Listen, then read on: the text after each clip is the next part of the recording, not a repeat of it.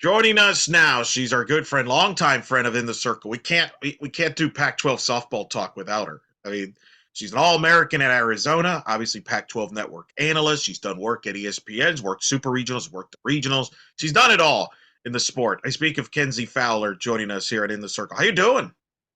Doing well. It's a busy time of year. Everything is converging in the month of March, but we love it, and I'm excited to be here. Well, you just finished calling Arizona State on Sunday. I watched you there as Megan Bartlett gets her first Pac-12 win as Sun Devils head coach to salvage a game against the Wildcats of Arizona. Let's start there. Obviously, it's your state. You're the resident of Arizona. I feel like everything has to go through you in Arizona. So, Yes. you are a Hall of Famer, by the way. You got inducted to what, a region there? What, a high school? Yes, thank you. Pima County Hall of Fame this fall. Big honor for me. So yes, technically that sounds very weird.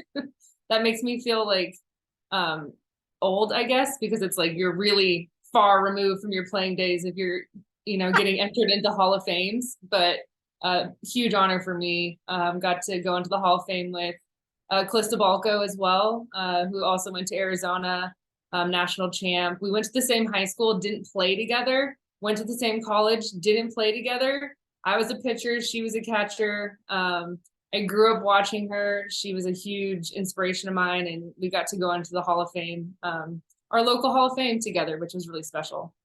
Local Hall of Fame, first of many Hall of Fames probably for you moving forward, right? I don't know. Better be. Is good for me.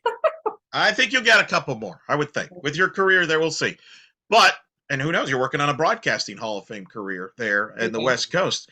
Because I consider you the Bill Walton of the Pac, and I mean that as a compliment. I know some don't like Bill. I'm a big Bill Walton. I love Bill. I love Bill. I'll take it. So, Arizona State. What's your impression leaving Sunday watching the two teams? It was such a mixed bag of a weekend.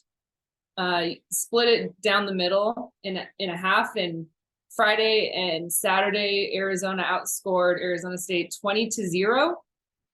And you're thinking, yikes, this is very lopsided. And then I got there early on Sunday because that was the game that we were broadcasting, and took in BP and was just kind of wanted to get the vibes of the team.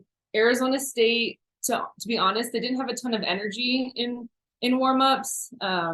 Arizona was very loose, and it was kind of a reflection of the past two games. But all of a sudden, Arizona State started Kylie McGee, a freshman, probably not the ace of the staff. I think you can tell they're very trying to break her in very easily. Was a big recruit for them under Coach Ford, was recruited under that staff. She's a legacy Sun Devil. Brothers played football and baseball for Arizona State, and she hadn't pitched in the weekend yet. And she all of a sudden turns this game into a one-run ball game, and Arizona State ends up beating Arizona 4-3. And it was very tense from the first inning through the seventh inning. It was over a 3-hour game. It was long. It was stressful. There were a lot of walks. There were a lot of runners left on base, a lot of high leverage situations. It felt like every single inning. But this freshman just gave Arizona State a spark that they hadn't had the last 2 days. And it was completely different atmosphere at Farrington. Interesting. Sometimes that's what it takes, right? It takes a little bit of spark. What's the challenge for Megan Bartlett? You got a chance to, I don't know if you got a chance to talk to her or not. Obviously, you got to see her team play. They're going to be non-conference this week. It's not going to be easy. They're going to be in Stillwater in a tournament playing Oklahoma State and UCF. What's the challenge for Megan Bartlett and the Sun Devils in year one? The pitching is the challenge. They have 4 new arms on the roster. You think about the pitchers that were on that team a season ago, a team that was Pac-12 champions. Think of Allison Royalty now at Florida State, Lindsay Lopez now at Washington, Mac Morgan now at Texas. Marissa Scholl did stay on. She's a pitcher to me that pitches in relief a lot, not a Friday, Sunday, full complete game starter. Quality pitcher, but to me, she's a reliever. That's her role. And so the challenge is going to be who's going to pitch Friday, the full game, who's going to pitch Sunday, the full game. And maybe Kylie McGee gets the Sunday game because she looked really good. Marissa Scholl did come in and close the game, pitched the last 2 innings against Arizona, looked very solid. She got roughed up a little bit on Saturday. But they have a little bit of control issues. I think it's just the newness of it all, trying to figure out who works well, when, and where, because they still have a good offense. You think about Acuna, Jazz Rollin, Jordan Van Hook has 14 home runs on the season and leads the NCAA. So they have some boppers. They have some people that can hit the ball hard. It's just, can they limit the runs like we saw on Friday and Saturday? Yeah, avoid those big innings, and that's going to be a challenge in the Pac-12 as we'll get into. There are a lot of teams that can hit, and that it'll be interesting to see how Arizona State grows. Let's talk about the Wildcats, a team you know very well. I got to see them up close in Clearwater. Saw them with a tear in my eye because you were not there. I was bummed. I'm sorry. I had a good view from my couch. Well, I'm sure you did. You know, you probably saw me behind home plate during I think I was at the Arizona Vod Tech game when I got to see them there with Caitlin Lowe and company. And, they kind of had an up and down weekend that weekend in Clearwater. And I think there were some questions going into the season about them. I know the talk when I was in Clearwater is about this new mindset, a little more energy, passion, leadership on this team. What's your thoughts on Arizona? Off to a much better start this year in Pac-12 play. I know it's just one series, but much better start than they were last year when they dug themselves this big hole, Kenzie, all year round. And people were wondering, is this team even going to make the tournament? Much better start for Coach Lowe and company. What's your thoughts on Arizona so far this year? I think Caitlin Lowe is much more settled as a head coach, and you can almost see it physically. And I'm sure your first-year head coach at your alma mater, taking over the reins of the program from legend Coach Candrea, I think things were spinning a little bit quick. It's hard to just quickly snap your fingers and make a team your culture and have your team reflect you. And I think everyone just seems a lot more settled. Everything seems a lot more quiet to me. They have a very talented team. I think they're still trying to figure out their lineup, to be honest. I think a lot of teams are still trying to figure out their lineup. You can say that for the majority of the teams in NCAA at this point, week one of conference.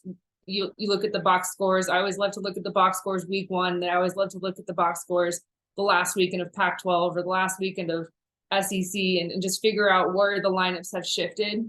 So they have a lot of talented youngsters. Devin Netz is, to me, the breakout star for that team. Healthy. I love watching her compete in the circle. Two-way player, can also swing a really solid bat. So that's just so exciting to add to a team when you can get a lethal ace and then have her bat 5th or 6th in the lineup is really dynamic. Yeah, and I know you got a chance to sit down with Caitlin and Taryn and the whole staff prior to the start of the season on the Arizona podcast that you host. Because you're stolen that interview from you, so I apologize about that. You were good. I was proud of you there. Thank you. You're jumping in the podcast. I feel like I've influenced you. You've been on our show so many times. You're like, hey, I should just try this hosting thing. That I tried. Right? I would much rather be a guest. I'm gonna be honest. Hosting a podcast is a lot of work. Thank you. Yeah, I'm quite aware. I'm quite aware. Thank you for the backing on that. But I got a sense, and I've seen him again. When I saw him in Clearwater, and I've seen him a little bit on TV. This team feels like it's got Caitlin's personality more so. Is that what you also kind of alluded to there a little bit? Whereas last year, yes, it was a different team than what Mike Condrea had, but there was still that Mike Condrea aura there, right? There was still some Condreaism there, if you will. Nothing that there's anything wrong with it. Where this now you're a year extra removed from that. Now it's officially, this is Caitlin Lowe, this is her group. And obviously building a little momentum from that postseason run too, as you mentioned. I think she's probably more comfortable year 2 in what she's got to do on a daily basis than she was even last year, when she was probably figuring some of that stuff out. And I think the freshman class that they brought in, I think, recruiting, you have to think back years and years prior, but I think the relationships that were built, I think Coach Candrea really started letting her take the reins on recruiting, kind of realizing the time was nearing. He wanted to make sure that the transition was as good as it was. And I think she was the lead of the recruiting this class. And so this class is like really hers. And I feel like they have really solid relationships. And it's a very talented freshman class. And I think there are a lot of freshmen that are pushing the returners, even some of the bigger names that we saw on the big stage at the Women's College World Series a season ago. And so that's the only reason I say I still think they're figuring out their lineup, because there's a lot of talent on this roster. And it's a small roster. It's a roster of 18, but they're very versatile. It was really fun to watch this weekend. And even in Clearwater, they will pinch run their pitchers, which is something that is just unheard of, but it speaks to the flexibility and the athleticism that this entire small roster but talented roster has. And I don't know, it's just kind of fun to see a pitcher hit and then another pitcher pinch run in the same inning, which is pretty cool. Saying Coach Cadrea never used you as a pinch runner? I was never a pinch runner. Never. No, that was not my cup of tea. Oh, that's too funny. You know as well as anybody about the standards that is Arizona softball, and more specifically, being an Arizona pitcher. It's a scrutinized position, as you know as well as anybody. You've kind of been on both sides of it, right? You were in the circle as a pitcher, now you're on the media side. There, Tara Moad's credentials as a player speaks for itself, but I don't think she gets talked enough about being her pitching coach. What makes her so good? You've been around her now a little bit. I feel like just when you think, oh, I don't know if they've got the pitching to do it, there's somebody that she figures out a way to use what she has and get the most out of them. What is it about her that she's able to bring the best out of what she has in the pitching? As you mentioned, Devin being an example, the most recent example. I don't think she rushes her pitchers to get to the end point right away. I think there's a very process-oriented standard in the bullpen where there's a lot of experimental things going on, trying different changeups, learning different pitches. And I think it's why you don't see it, even like Nets, there wasn't a jump all of a sudden. It was just kind of gradual throughout the season. Started low, she'll tell you that, but then got a little better every weekend and peaked at the right time at the postseason. And I feel like she has a good canvas to work with in the bullpen this year for Arizona. I talked about the youth. I'll talk about it again. You have Nets. She's a junior, but this is really her first year shining. So you kind of feel like it's an underclassman type of thing. But again, she's a junior, so she's been in the bullpen putting in the work. Then they have Sydney Sommerdyke, who's a hard thrower, highly touted recruit. There's a lot of rise balls. I know they're working on some off speed and some down stuff. So you wait for that, and I'm sure it's going to come. It's just part of the process. And then they have a lefty on staff who reclassified in the fall and is 17 years old and is, in my opinion, their number 2 pitcher pitching behind Nets. And so that's a very tall task to have a 17-year-old be pitching the second game.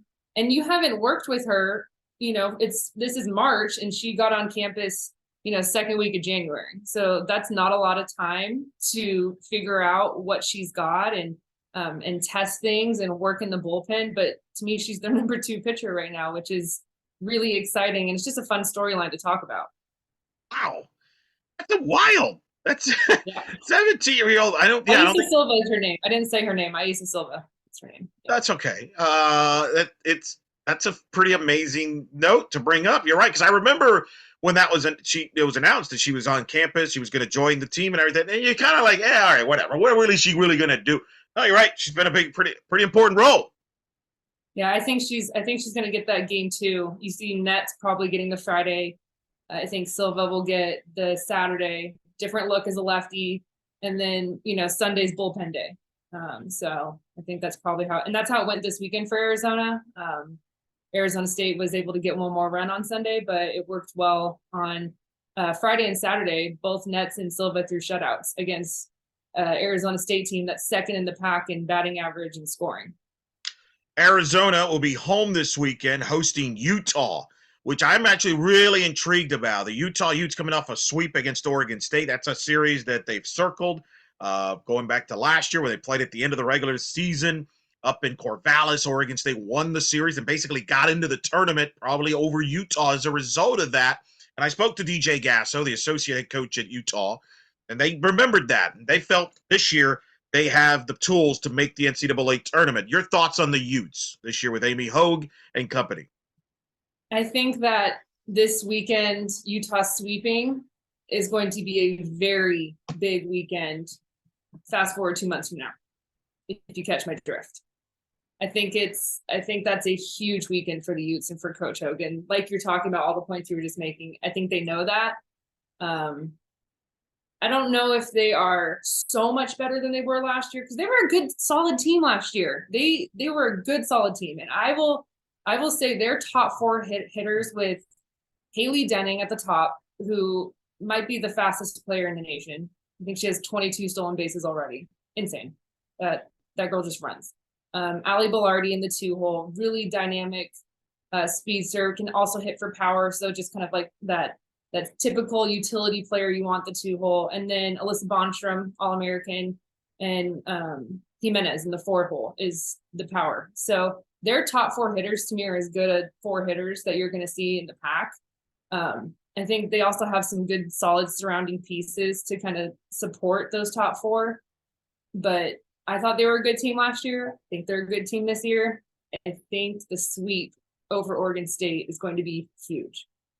Well, and I sense a little more confidence on them last year. They kind of figured some things out at the end of the year, but it was too late. Remember, they beat UCLA, finished, had a good, strong second half, but it was too late. They dug themselves too big of a hole to get out of it and missed the tournament. Barely. They were one of the first four out. Missed it.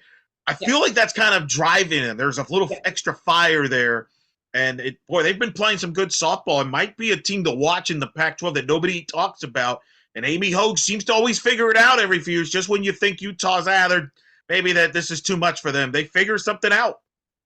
Amy Hogue is such a good underdog. I think she plays into that. I think she thrives in that role. They love to be spoiler. But sometimes it's easier to be spoiler than it is to take care of business and get a sweep in the pack. I think that's so hard to do. You look at the series this weekend, UCLA didn't even get a sweep, right? It is so hard to sweep, and they were the only team that swept this weekend, and I think that's a huge statement. You mentioned, obviously, the sweeps. You got Washington, UCLA. Now, any other year, you and I would be on right now. We'd be hyping up Washington, UCLA, this mega showdown between these two powers. They're still very good. Still a big series.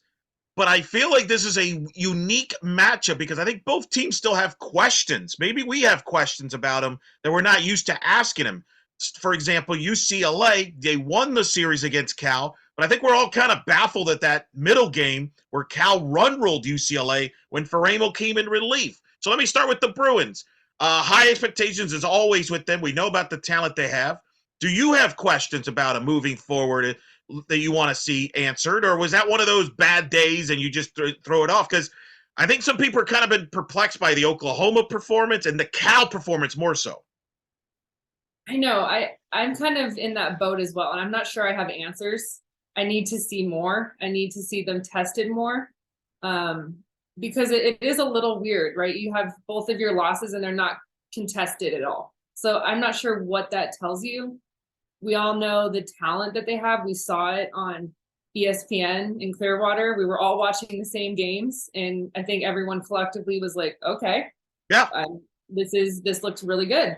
And then, the Oklahoma fiasco, and then you get run ruled by Cal. Megan Faremo gave up 5 runs coming out of the pen. I don't know if that's a point where it was kind of an emergency, get warm really quick. Oh my goodness, they scored a run, like jump in, and maybe she wasn't ready. I don't know. I did watch that game, but you can't really tell what's going on in the bullpen. All of a sudden, she comes in and 5 runs are given up, and then she comes out. So credit to Cal, though. I mean, 3 home runs against UCLA pitching. I don't care if it's Shaw. I don't care if it's Faremo, Tinsley. Those are good pitchers, and Cal hit 3 home runs, and it was a huge win for Cal. They need to get a win like that every weekend if they can. I think they have the ability to. They have some really fun players on their team. I think one of the best stories to me for Cal has been McKenna Smith, and I don't feel like she's been talked about enough in her career. So I feel like she deserves all the flowers, and a senior and All-American, hit that home run off of Faremo. She was the one that hit the home run off the Faremo. The other 2 were off of Shaw. but has been just their heart and soul of Cal through the coaching changes, through Nehemiah retiring, through Spencer being hired, and just such a dynamic player. Was on the soccer team for a year as a fill-in goalie. Correct. In 2021, right? It was like Pac-12 Yep. goalie of the week, and I just feel like she has been such a fun player to watch in the Pac-12 conference and a great representative for the Pac-12, and a big win for Cal. Huge win for Chelsea Spencer and company. And maybe that's the win that kind of turns the tables. They've been building towards this moment. Did you see Chelsea Spencer's reaction on the walk-off home run? Because she beat, you gotta go watch the video. I think she beat her whole team to home plate, and she's like holding them all back. And then, of course, when I think it was Zobak that hit the home run, touches home plate, she just mobs them, and nobody gets more excited than Coach Spencer. And you love that. They also are the underdog, and so you've got to use that energy and play into it. And she's got fire. I think they have solid pitching. Haley Archer's a solid pitcher. I think Sona Hawajian is another dynamic two-way player who pitches and hits, very strong athlete. So they have some good pieces for Coach Spencer for sure. Well, listen, they were sort of outside the bubble last year. What cost them was some of those losses that you just shook your head. It's like, oh, I can't believe you lost to that team. That's been their issue going back to last year. It's not that they're not capable of winning these games. They are. They've shown it last year. They won a series against Washington. They won some good games. But those losses, those quad, quote-unquote, 4 losses, as the committee likes to say, is what's kept them out. And I think that's the challenge for them is, okay, you beat UCLA in a run rule. How do you follow that up? And now what's going to be interesting to me is how do they come out on the road in Corvallis against an Oregon State team that's a little banged up, beat up after being swept, and perhaps still in a bit of a hangover after that run to the World Series last year. Yeah, I think this is a rebuilding year for Oregon State, to be honest. You lose the best player in program history, in my opinion, in Mariah Mizon. And then just tough losses. You lose Kiki Escobar, who, in my opinion, was their best hitter at leadoff and was in the running for Pac-12 Freshman of the Year majority of the season last year. Out in the fall with an injury, and then lose shortstop Savannah Watley opening weekend, I believe, playing at LSU, lose her to an injury. So you're talking about your shortstop, your second baseman, and your pitcher all from the World Series team a season ago. To me, that's too much to lose. I think it's a rebuilding year. I think they have some talented freshmen that are going to, use this playing time to figure out, are they a starter for next year? Once they get Escobar back, once they get Watley back, you bring in some more pitching via either the transfer portal or coming in from the recruiting class for next season. What is that team looking like? And how are the starters this year using this time to solidify those starting spots? Just because that's a lot to lose. It is a lot to lose, and that's why I think this is a big series for Cal, right? If you want to make the NCAAs, if you Cal, you most have to win this series, right? I know it's not, even though it's in Corvallis, this is, there's no easy games. I get that, but if you're an NCAA tournament team, and you mentioned it earlier with Utah, they took care of business against Oregon State. I know it's different in Salt Lake, but still, this is a big series for Cal. Do they win this series and build on that UCLA win, or do they take a step back? That's why that series is going to be very interesting. One quick thought on UCLA before we move on to Washington. You mentioned, obviously, Faremo coming in relief. They started Tinsley. Do you think that was a move that Kelly says, you know what, I got to see what my freshman can do. I got to test her out on a Saturday in conference play the first weekend to see what she can do? Do you think that went into the thinking? And as a pitcher, how much time do you need to warm up, or how much is too quick? It's always a heated question in the pitching community because everyone's different. Everyone is different mentally too. Sometimes pitchers just aren't good coming out of the pen.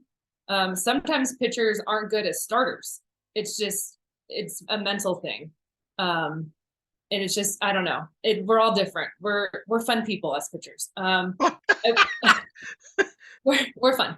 I will say the game that Cal won, I believe, I'll have to go back and look at the box score, but if my memory serves me correct, Cal scored 1 run off of Tinsley, and then they pulled her.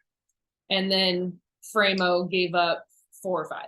Yep. So to me, if you're going to start Tinsley, who's a good pitcher, a very good pitcher, against Cal, who has UCLA thinking we should sweep this series, right? We're the number 2 team in the country. We should sweep this series. Why not just let her try it out a little bit? I think it's very early in the season. I, as a pitcher, I would love those innings to kind of figure things out and see what kind of rebound I have. I give up a run. Okay, let's talk about what went wrong in the dugout. What pitch was that? Did I miss?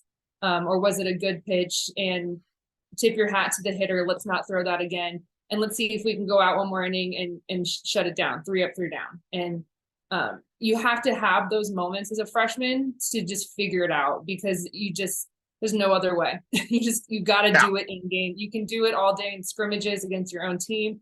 There's nothing like doing it in Pac-12, especially so early in Pac-12. So just kind of interesting there. Like I said earlier, I don't know the dynamics there, but just, right. Observer, very interesting. Sure. It's interesting. Now they would tell you, hey, we didn't score any runs. We didn't really do our part in the other side either. With Maya Brady and company, Grant and all that, all the talent they got there. So look, they won the series; they'll be fine. But it's still kind of a couple quirky results there. Speaking of a quirky team, Washington beating Oregon 2 out of 3, one of the wackiest series. I know they always seem to play, but this was like not a pitcher-friendly series. No. So of course I'll ask the pitcher your thoughts on a Washington-Oregon series that. The runs were not definitely were plenty of them for both sides. What do you make of that? It was Pac-12 after dark at its finest for 3 straight games. It was wild. I watched 2 in full, and then I watched the highlights for the Sunday game. And I think the lowest run scored was 6 runs on Friday by Oregon. Washington won 8-6, I believe. Wild, but. I think it shows a lot of things. I think it shows that Oregon can hit. I think it shows that Oregon is very gritty, very businesslike, not intimidated. They have some players that have been on the roster through the transition, if you will. We all know where this Oregon program was, blank 3 years ago, and now a ranked team. I think they have good pitching. I don't think they have shutdown pitching, but I think they have good pitching where they can stay in ball games and slug it out. And that's really what happened this weekend. Washington, a little surprising to me that they gave up that many runs, to be honest with you. They have replacing Gabby Plain. We all know this. That was going to be a big thing in the offseason. You lose a pitcher like that. You felt like she was there for 7 years and first team All-American almost every year. And bring in Lindsay Lopez, solid transfer from Arizona State. Kelly Lynch is still there. Brooke Nelson's still there. To me, the one that I highlight is their freshman, Ruby Malin, who's really the ace. And she's a for real pitcher. And she's kind of not doing it by herself, but there's a big separation to me just watching her compete and keeping them in games versus when she's not in the circle. So it's a kind of Gabby Plain-esque, like it was, to be honest, where, if Gabby Plain was pitching, you kind of knew what you're going to get. And then when she wasn't pitching, you're like, okay, how are we going to see this team stay in a ball game? I think there's still so much season left in front of them for Lynch and Lopez to figure it out, because they're both very talented. Brooke Nelson also is a solid pitcher for them to figure it out. But I just feel like there's a difference right now with Malin, the freshman, and the rest of the bullpen. Well, the issue, and I had Heather Tarr on the show before the season. They were excited about Malin and what she would bring, but they also said that they don't want her to carry the staff, that she's just a freshman, which is a lot to ask for in the Pac-12. So the question is, will she get that support, or is that support going to come from the offense, just like we saw this weekend, where they may have to outscore some teams to kind of help the pitching staff? And they're very lucky they can do that. They have a very good offense, as good offense as any in the pack. I'll put their offense almost up with UCLA, just because how top heavy. You have Klingler, who's as good as there is in the nation. Yeah. Reynolds has been so consistent year in, year out. Maddie Husky's having herself a year. You just go down the lineup, and there's some solid offensive hitters in that lineup. So yes, they can. Very, very lucky for them. They can do that, and they can outslug teams. And It was a fun series to watch. It was heated. It was tense. You never knew how the game was going to end up. It was all the way till the seventh inning, last out. You were kind of holding your breath because there were home runs being hit left and right in the top of the seventh and the bottom of the seventh. Leads were changing drastically. 3-run home runs here, and that was wild. Who knows what's at stake for those teams? Yeah, Washington will play UCLA. Oregon's going to play Stanford, where Oregon's offense will get tested because Stanford right now is playing as good as anybody in the country, right there with Oklahoma probably. Jessica Allister, I had her on before the season. I've known Coach Allister since she was at Minnesota, and we've had her on the podcast a lot. I can honestly tell you, this year when I had her on, it was the most comfortable and confident I've ever heard her talk about her team since her last Minnesota team. That last year, when remember they won had the monster year and dominated the Big Ten and got hosed honestly of hosting. Yeah. She felt that good. She didn't even she was pumping up a freshman pitcher. Oh, by the way, and I'm thinking, wait a minute, you got Krause, you got Vaughter. Maybe this is just coach talk. No, the freshman is legit. I think I picked Stanford to get to the World Series before the year, and I feel really good about that. I know Jenna Becerra's become good friends with me since I made those comments. Your colleague at Pac-12 there, but your thoughts on the Cardinal here? They've been impressive, and yeah, you could argue they maybe even been the most impressive Pac-12 team pre-conference, more so than UCLA, just because of the high level Stanford's been consistent. Agreed on all fronts. I do.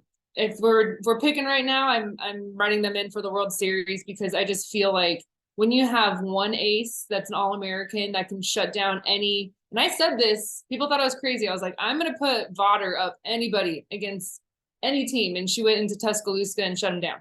Well, now they've got two Vaughters. They've got Vaughter and Nigeri Kennedy, a freshman. And I love when coaches in the offseason talk about freshmen and they're hyping them up because that takes a lot for a coach to do because they're always a little nervous. Like, are they actually going to pan out? Like, this is my recruit.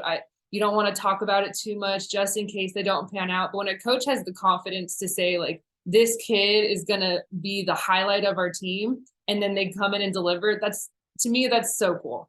And Coach Allister was talking about Kennedy all throughout the offseason. And shoot, she's legit. She's Vaughter, maybe better. I don't know. But they're so different, which makes them so dynamic. Vaughter is down, Kennedy is up. And they are both equally just as good. I don't think Kennedy's given up an earned run. I know it was like her and Nicole May hadn't given up earned runs before going into last week. And I'll have to go look at the stats this weekend. But that's bananas, first of all. So it's just very exciting. Their offense is not talked about because everyone's just so excited about what they can do in the circle.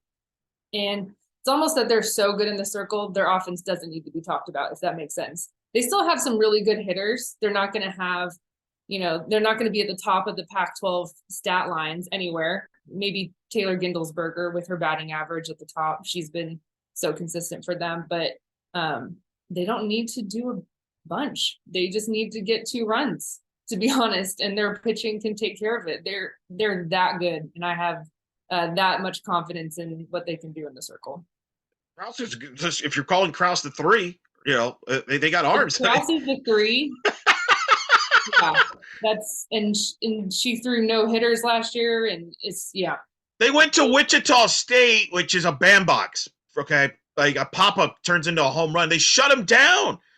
Them down. It was impressive. Yeah. They're in position to host a regional. I know they hosted the Supers last year. That's because of the upsets that happened. It worked out where they're in prime position to not only host a regional, but possibly be a top 8 national seed, Kenzie.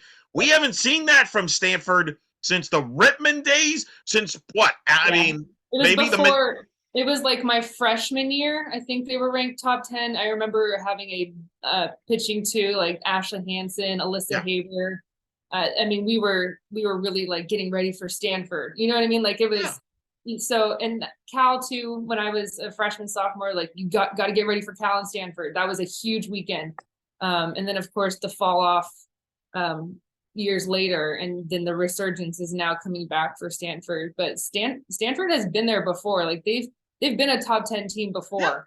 It's not something that's new to the program. It's just been a while. It's been a minute, and it takes time. Like, this stuff takes time. It's not only, number one, let's just talk about this. It's hard to get into Stanford, so they don't have the easiest recruiting. They can't just jump into the transfer portal and be like, "Hey, come on over." No, like, you've got to be a smarty to get into Stanford, and so I think that's something that we just kind of glance over a lot, because it's tough to get in there, and you get those people that can, qualify academically and handle the academic load, number one, and then be a top of the Pac-12 athletically, number two, is just so impressive to me.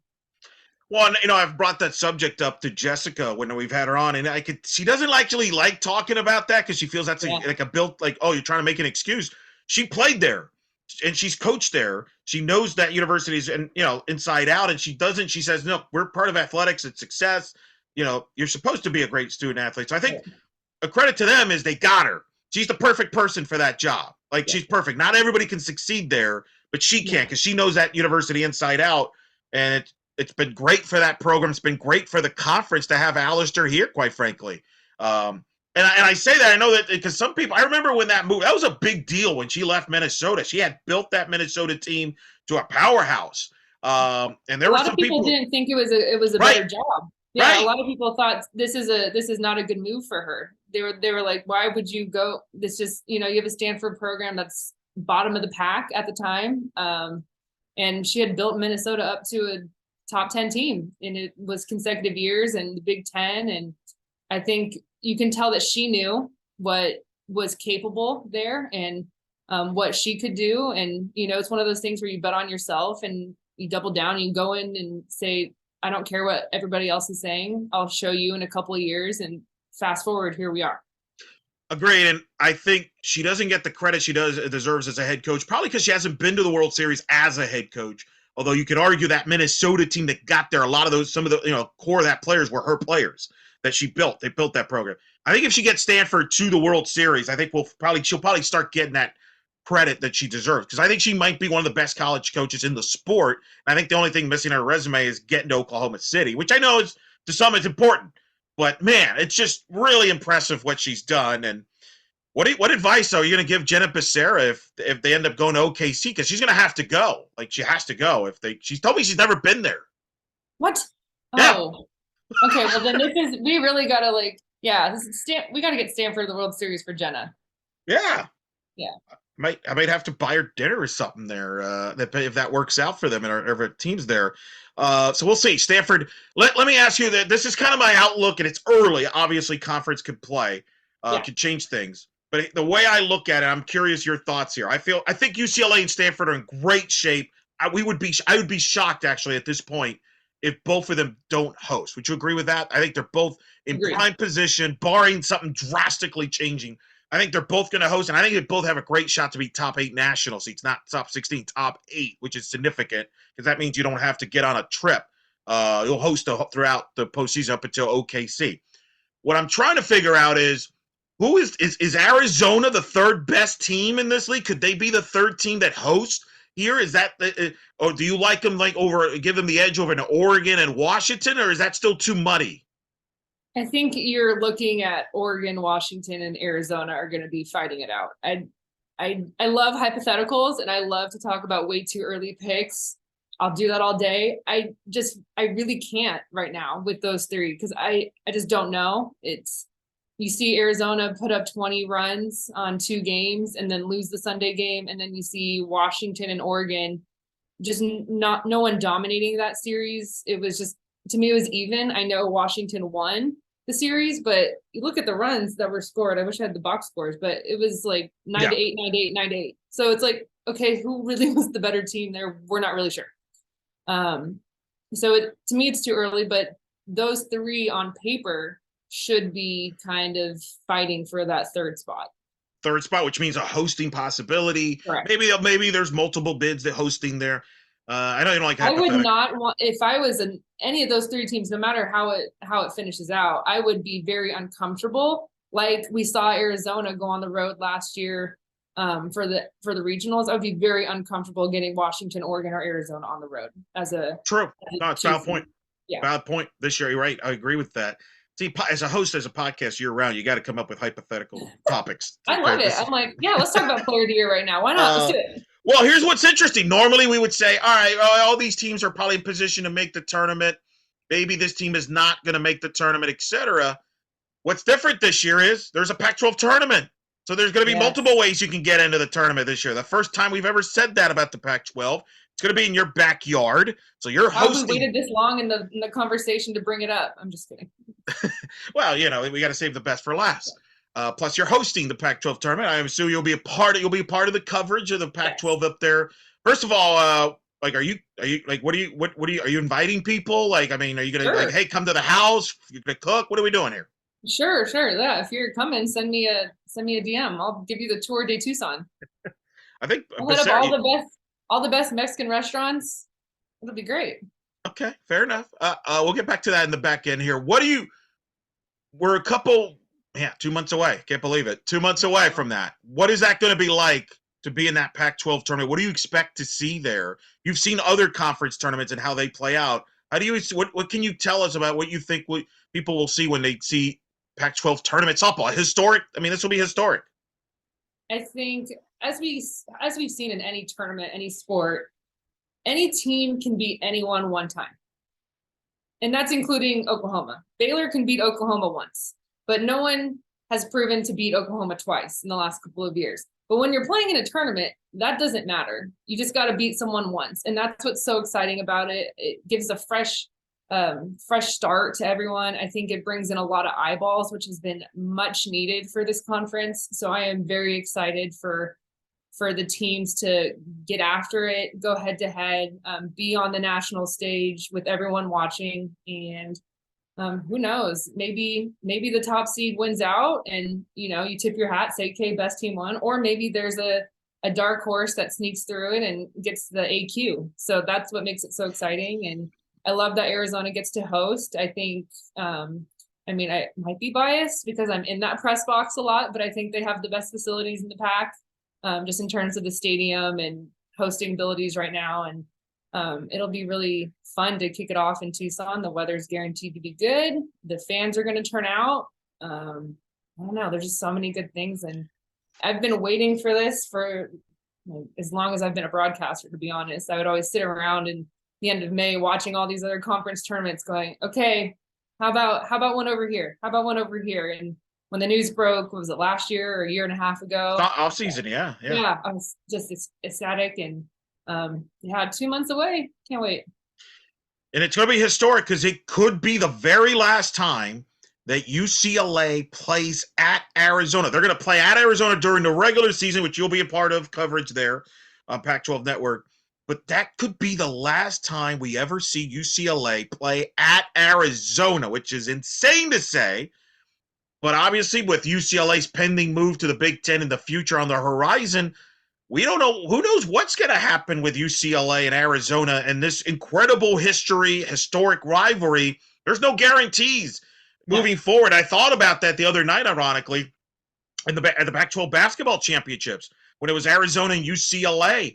And I was debating, well, I'm going to lose an hour of sleep because we moved the clocks forward and I got to call a game at 9 a.m. But I'm like, wait a minute, this could be the last time I see Arizona UCLA play for a Pac-12 championship in men's basketball. And we might be down to that this year as well with UCLA. It's unfortunate. We're not going to get into all those stuff, but you've been a part of that rivalry as closely as anybody. Yeah. How bizarre is that going to be? That's got to be a little unique there and awkward to maybe, I don't know if awkward's the proper word or not, but that could be the last time the UCLA team will be in Arizona for the foreseeable future. I know. I really hate to say it, but it's a podcast, right? So I can just say what I want. I can be opinionated. I think it's going to kill the rivalry. I think the rivalry is going to be done. I don't see, and this goes for all sports, I don't see Arizona UCLA playing once UCLA moves to the Big Ten. I just do not see it. Now, let's be clear, there will be postseason matchups, I'm sure. But in the regular season, maybe a tournament, I don't see in any sport Arizona willingly going, let's schedule regular UCLA season or USC. Yeah. I think the rivalry is and that's what makes these next 2 years so interesting. It's just, I don't know. I hate to think about it because it's like too much change. I don't know. Sure. And it's going to come, but right now it's just so interesting because it's like, this is the last time this, and this is the last time that. And it makes the stakes that much bigger, but Emotional too, because, and it's not just UCLA, Arizona. I mean, in the Big 12, Bedlam has become a huge series in yeah, softball. Oklahoma and yes. Same Oklahoma thing. State. Yeah. And this could be Right. the last year that Oklahoma plays at Oklahoma State Can't in a keep up. regular season series, with Oklahoma's move in a couple of years to the Right. SEC. And there's a lot of emotions with the sports teams, and so to your point, we've seen this with Texas A&M. They haven't played in the regular season since A&M went to the SEC. Now Texas is going to join them back in the SEC, so they'll play again. But Yeah. now what's interesting is, you're right, you could see UCLA, Arizona in postseason, because we've seen that with Texas A&M and stuff like that. But still, it's different. You're right. It's a big underlining story in softball that we could lose here in the next couple of years. Two big rivalries in softball, one with historical context in UCLA, Arizona. I mean, doesn't get bigger than that. I mean, can you imagine if Duke, Carolina stopped playing in men's basketball, for example, or Ohio State, Michigan in football? That's how big historic this is. And then Bedlam, which has become a huge matchup within Oklahoma and Oklahoma State, that could be going away. So who knows? It's wacky. It's wacky, Kenzie. It is wacky. And yeah, it plays all into, Hillenbrand hosting the tournament.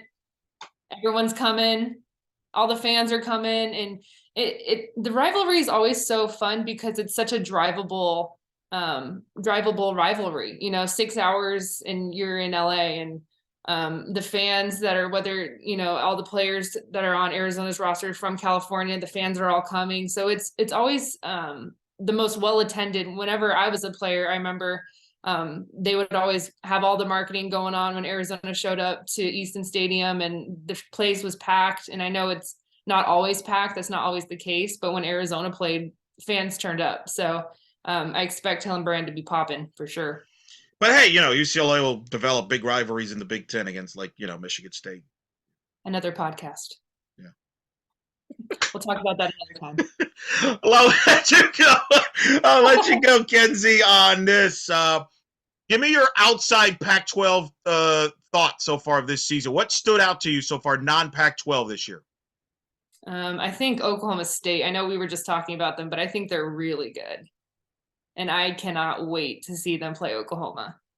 And to me, UCLA, the rankings come out tomorrow, I believe. Today's Monday. But yeah, as we record this, hard. Okay. Yeah, by the time this comes out, there'll probably be 1-2 Oklahoma. 1-2, right? Yeah. So, I don't know where UCLA is going to drop, 3-4. Who knows? But I think taking 2 or 3 against Florida State, huge.